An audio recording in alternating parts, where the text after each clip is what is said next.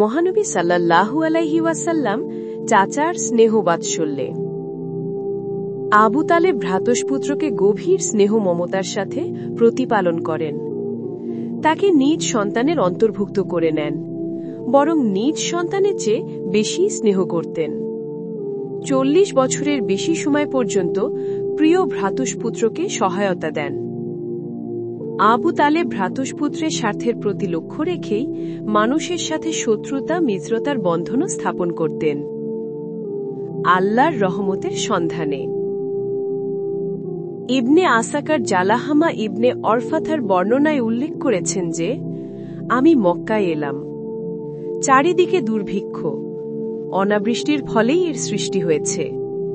কুরাইশ বংশের লোকেরা বৃষ্টির জন্য দোয়া করতে আবু তালেবের কাছে আবেদন জানাল।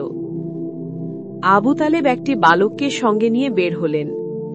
বালকটিকে দেখে মেঘে ঢাকা সূর্য মনে হচ্ছিল।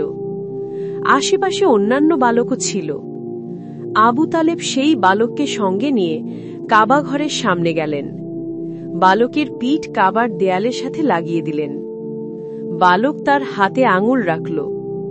আকাশে এক টুকরো মেঘও ছিল না, কিন্তু অল্পক্ষণের মধ্যে সমগ্র আকাশ মেঘে ছেয়ে মুষলধারে বৃষ্টি শুরু হল। শহর প্রান্তর সজীব উর্বর হয়ে গেল। পরবর্তীকালে আবু তালেবী ঘটনার প্রতি ইঙ্গিত করে বলেছিলেন, তিনি সুদর্শন, তার চেহারা থেকে বৃষ্টির করুণা প্রত্যাশা করা হয়। তিনি এতিমদের আশ্রয় এবং বিধবার রক্ষাকারী। পাদ্রী বুহাইরা ঘটনা।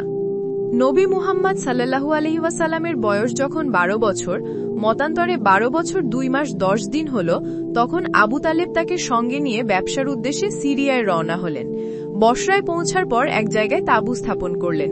সে সময় আরব উপদ্বীপের রোম অধিকৃত রাজ্যের রাজধানী সেরা ছিল। সেই শহরে জার্জিস নামে একজন পাদ্রী ছিলেন। তিনি বুহাইরা নামে পরিচিত ছিলেন। কাফেলা তাঁবু স্থাপনের পর বুহাইরা গির্জা থেকে বের হয়ে কাফেলার লোকদের কাছে এলেন এবং তাদের মেহমানদারি করলেন। অথচ পাদ্রী বুহাইরা কখনো তার গির্জা থেকে বের হতেন না। তিনি রাসূলুল্লাহ সাল্লাল্লাহু আলাইহি ওয়াসাল্লামকে চিনে ফেললেন এবং তার হাত ধরে বললেন, তিনি সাইয়্যিদুল আলামিন। আল্লাহ তাআলা একে রহমতুল আলামিন হিসেবে প্রেরণ করেছেন। আবু তালেব তাকে জিজ্ঞাসা করলেন, আপনি এটা কিভাবে বুঝলেন? তিনি বললেন, আপনারা এই এলাকায় আসার পর এই বালকের সম্মানে এখানকার সব গাছপালা এবং পাথর সেজদায় নত হয়েছে। এরা নবী ছাড়া অন্য কাউকে সেজদা করে না। তাছাড়া মোহরে নবুয়তের দ্বারা আমি তাকে চিনতে পেরেছি। তার কাঁধের নিচে নরম হাড়ের পাশে এটি সেব ফলের মতো মজুদ রয়েছে। আমরা তার উল্লেখ আমাদের ধর্মীয় গ্রন্থে দেখেছি। এরপর পাদ্রী বুহাইনা আবু তালেবকে বললেন, ওকে মক্কায় ফেরত পাঠিয়ে দিন, সিরিয়ায় নেবেন না, ইহুদিরা ওর ক্ষতি করতে পারে। এই পরামর্শ অনুযায়ী আবু তালেব কয়েকজন ভৃত্যের সঙ্গে প্রিয় ভ্রাতুষ্পুত্রকে মক্কায় পাঠিয়ে দিলেন। পরবর্তী পার্ট পেতে সাবস্ক্রাইব ফলো করে রাখুন।